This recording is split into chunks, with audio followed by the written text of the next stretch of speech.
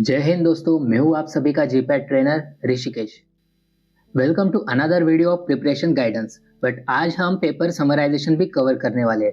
जैसे कि मैंने पहले वीडियो में बताया था, अगले 3 से 5 वीडियो में हम एक लेवल ऑफ कैलिब्रेशन कंप्लीट कर लेंगे, जो कि हमारे 3rd वीडियो में ही कंप्लीट हो चुका है। तो चलिए स्टार्ट करते हैं आज के इस वीडियो के लिए। हम आज प्रिपरेशन गाइडेंस डिस्कस करने वाले फॉर द मॉक टेस्ट 3 और पेपर समराइजेशन होगा, ये रहेगा मॉक टेस्ट 2 के बारे में। मैंने प्रिपरेशन गाइडेंस के बारे में बताया था कि यहाँ पे आपको subject, topic and then up to the level of concept आपको गाइड किया जाएगा कि कैसे प्रिपेयर करना है। एंड हियर वी आर, ये है आपकी सब्जेक्ट समरी जो आपको मॉक टेस्ट 3 के लिए प्रिपेयर करना है। Now the subjects which are included are physical pharmaceutics 1, physical pharmaceutics 2 and simultaneously pharmaceutical engineering. इसके बाद में जो एक स्पेसिफिक कंसेप्ट आपको टारगेट करनी है वो है equation part. Then after it organic chemistry 2 and organic chemistry 3। इसके बाद में कुछ सब्जेक्ट है जिन्हें थोड़ा सा डिटेल में ओवरव्यू करना है, वो रहेंगे बायोकेमिस्ट्री, फार्माकोग्नोसी एंड माइक्रोबायोलॉजी। कि ये जो सब्जेक्ट की लिस्ट है या फिर कहे जो इंडिविजुअल टॉपिक या कंसेप्ट यहाँ पे समराइज होने वाले, जो 4th, 5th और 6th सेमेस्टर है, उनके पूरे बेसिक्स इस सब्जेक्ट समरी में इंक्लूड होते हैं। So mock test 3 is a kind of a knowledge building, या इससे ज्यादा और कहे तो एक जो टेक्निकल नॉलेज है उसे शार्पनेस प्रोवाइड करता है। So it will be very essential for you to prepare properly. And हाँ, अगर कोई 2nd ईयर या 3rd ईयर का स्टूडेंट ये देख रहा है तो it will be very much better to take this subjects और the concept involved seriously. So start करते हैं अपना discussion. First the biochemistry. Biochemistry unit 1 to 5 आपको स्टडी करना है from the book Satyanarayana. Now, if I want to comment over this section, I can say जो कोलॉजी 1, 2, 3 का जो कुछ भी आपका सिलेबस है और उसमें जो आप मैकेनिज्म स्टडी करते हैं, whether those mechanisms are responsible for any mechanism of action or the toxicity or the distribution or any consequence, उनका पूरा जो प्रोग्रामिंग कोड कहे या ऑपरेशनल कोड कहे, ये बायोकेमिस्ट्री में एग्जिस्ट करता है। आप जितनी मेहनत बायोकेमिस्ट्री के इस सेक्शन पे करोगे, उतनी कम मेहनत आपको कोलॉजी समझने के लिए करनी पड़ेगी। जब आप कोलॉजी पढ़ रहे हो और आपके माइंड में या आपके दिमाग में ये बेस एग्जिस्ट करता है, तो कोलॉजी पूरा इजी हो जाता है आपके लिए। The biochemistry you have to focus first. The number of MCQ will be 25। Second subject is the pharmacognosy. Pharmacognosy में मैं स्पेसिफिक रहूंगा। यहाँ पे मेरा टारगेट जो है वो सिर्फ यूनिट 5 है। यूनिट 5 में जो प्राइमरी मेटाबोलाइट और प्लांट प्रोडक्ट्स आपको दिए हैं, आपको उस पे ज्यादा फोकस करना है। And the number of MCQ will be 15।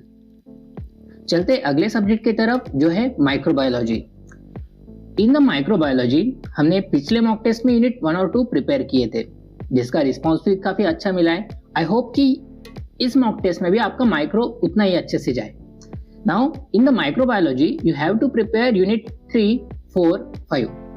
तो यहाँ पे आप रेगुलर आपका रेफरेंस बुक है या टेक्स्ट बुक है वो भी इस्तेमाल किया तब भी चलेगा। इस सब्जेक्ट के बारे में अगर कमेंट करना हो तो आई विल से जो आपका इंडस्ट्रियल फार्मास्यूटिक्स सब्जेक्ट है 5th सेमेस्टर, और उसे लेके जो आपको एक इंडस्ट्री में करियर करना होता है, तो उसका एक काफी इंपॉर्टेंट हिस्सा माइक्रो के 3 यूनिट्स में एग्जिस्ट करता है। सो यू कांट इग्नोर कि अगर माइक्रो के जीपैट में क्वेश्चंस कम आ रहे हैं तो उन्हें स्किप किया जाए, ये गलती मत कीजिए। Okay, the number of MCQ on this 3 units will be 10। अभी ये 3 सब्जेक्ट जो हमने यहाँ पे देखे हैं, जैसे कि biochemistry, pharmacognosy and microbiology, in 3 units के बारे में आपको थोड़ा ज्यादा एक बल्क दिया गया है, जिसमें थियरी थोड़ी ज्यादा है। इसके बाद में आने वाला जो हिस्सा है आपकी स्क्रीन पे प्रेजेंट है, जैसे कि physical pharmaceutics 1, then equation part, उसके बाद में physical pharmaceutics 2 and pharmaceutical engineering, followed by organic chemistry 2 and 3। यहाँ पे कंसेप्ट वाइज आपको फोकस करना है, ठीक है, जो कि आपको आगे समझ में आएगा। सो स्टार्ट करते हैं अपना discussion from the physical pharmaceutics 1। आपको यहाँ पे यूनिट 5 जो है पीएच और बफर से रिलेटेड, इसे पहले पढ़ना है। ठीक है। एंड देन उसके बाद में you have to study the complexometry. इन 2 यूनिट्स के बारे में अगर कमेंट करना हो तो आपका मेडिसिनल केमिस्ट्री का काफी एक इंपॉर्टेंट हिस्सा जो आप विल्सन गिब्सफोर्ड में पढ़ते हो पहले ही पैराग्राफ में आ जाता है, ठीक है, that physico-chemical part of any molecule और द ड्रग। और उसके बाद में जब आप क्रोमेटोग्राफी पढ़ रहे हो, ठीक है, क्रोमेटोग्राफी में से लिक्विड क्रोमेटोग्राफी का हिस्सा, और एंड एट द एंड, ठीक है, जब आप अपना करियर शुरू करते हो इंडस्ट्री में, तो जो एक फॉर्मुलेशन केमिस्ट्री का हिस्सा होता है उसका पूरा एक इंपॉर्टेंट बेस जो है यूनिट 4 एंड 5 में रहता है। और अगर पढ़ने का सीक्वेंस बताना हो तो मैं प्रायोरिटी दूंगा यूनिट 5 को। You should have the knowledge of pH and buffer first and then उसके बाद में आप जाओगे कॉम्प्लेक्स फॉर्मेशन की तरफ। And the reference books will be as usual CVS Subramanyam and Aulton. Physical pharmaceutics 1 में आपको साथ ही अल्फ्रेड मार्टिन भी रेफर करना है। The number of MCQ on the physical pharmaceutics 1 will be 10। इसके बाद में जो हिस्सा है वो है equation part. This is the concept oriented, not any unit और द सब्जेक्ट ओरिएंटेड पार्ट। आप हेंडरसन हेसलबार्ग इक्वेशन या फिर आयनाइज्ड अनआयनाइज्ड फॉर्म के कैलकुलेशंस जितने परफेक्शन के लेवल पर कर सकते हो उतना किया तब भी कम है, ठीक है। आपको ज्यादा से ज्यादा मेहनत इस हिस्से पर करनी है क्योंकि ये जो 2 इक्वेशंस या फिर ये जो 2 पार्ट है इस पे लगभग पूरा फार्मेसी का आपका करियर एग्जिस्ट करता है। And the number of MCQ will be 14। For the equation part you have to refer Martin also.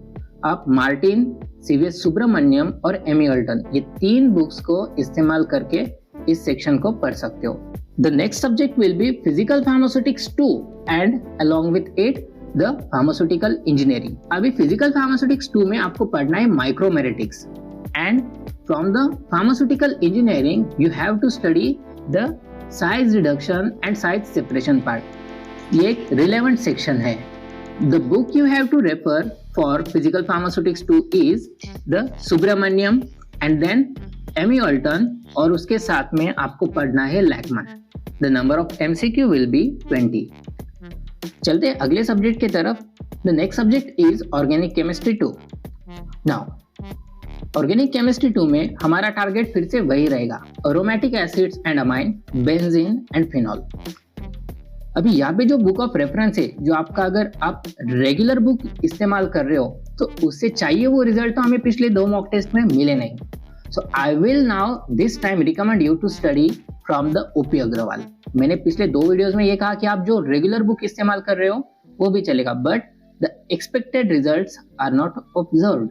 It will be better to go with the OP Agarwal. The number of MCQ will be 9। अगला subject वो है organic chemistry 3। Now here speaking in terms of a unit, तो आपको unit 1 और 2 करने हैं जिसमें cover होगा stereo isomerism, geometric isomerism, conformations, then stereo specific and stereo selective reaction का इंट्रोडक्शन। ये सब हिस्सा आपको करना है ओपी अग्रवाल और उसके साथ ही पीएस कलसी इन बुक्स में से। The number of MCQ will be 15। So as I said कि ये सारे जो सब्जेक्ट के सीक्वेंस है या फिर जो सब्जेक्ट हमने मॉक टेस्ट 3 के लिए मेंशन किए, these are the very important building blocks for the knowledge of 4th, 5th and 6th semester. ये था आपका preparation guidance for the upcoming mock test which is a mock test 3। अब बात करते हैं पेपर समराइजेशन के बारे में।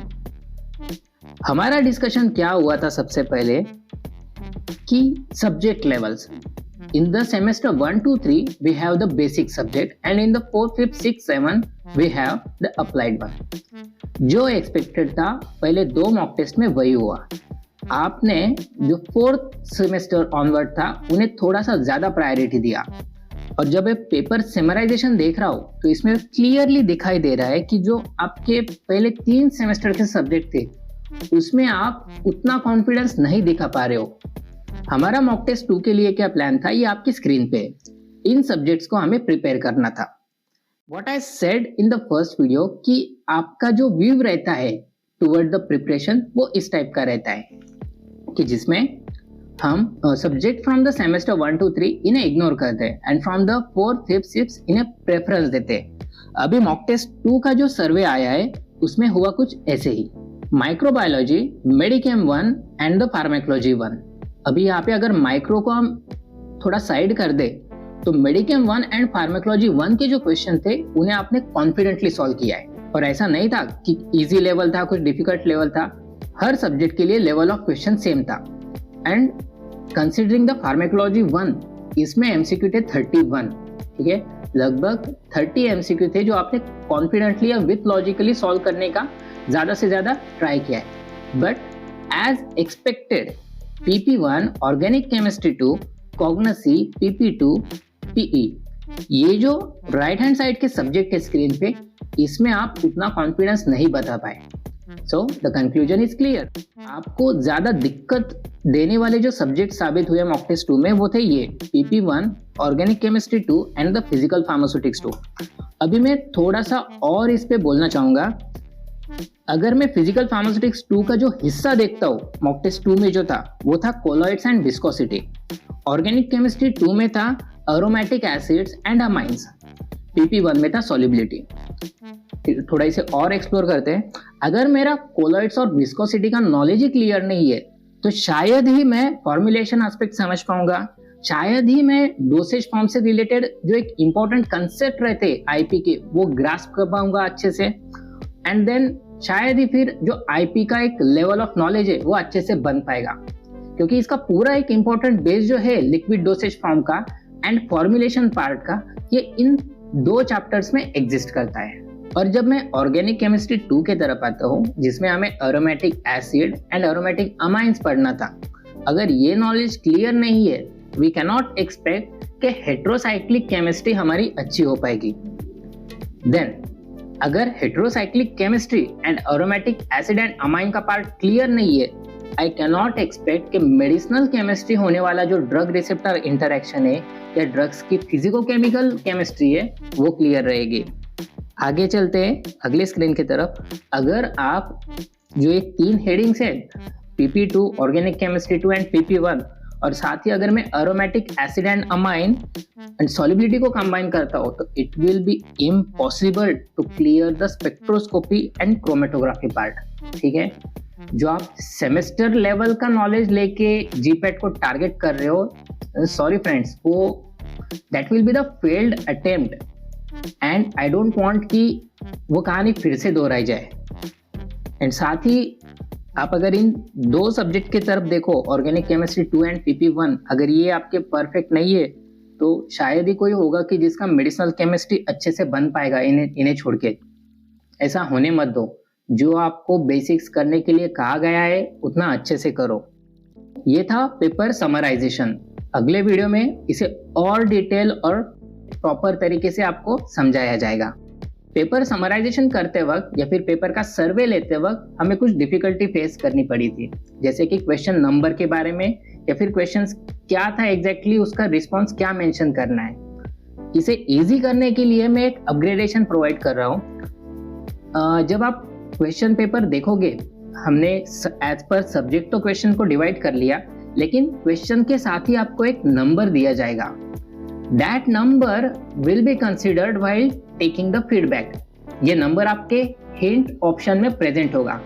जब आपको मॉक टेस्ट 3 का रिस्पॉन्स सबमिट करना है तब आपको ये नंबर इसेंशियल रहेगा, जो कि आपके स्क्रीन पे अवेलेबल रहेगा पेपर के बाद में भी। अभी बात करते हैं शेड्यूल के बारे में। The activation of mock test 3 will be on the 26th of January. And the inactivation date will be immediately on the next date 27th of January. यानी आपको 2 दिन में वो कंप्लीट कर लेना है। Today we are releasing this video on the 22nd of January. So you have 4 days to prepare. यहाँ पे मैं वीडियो स्टॉप कर रहा हूँ। Best of luck guys. Thank you.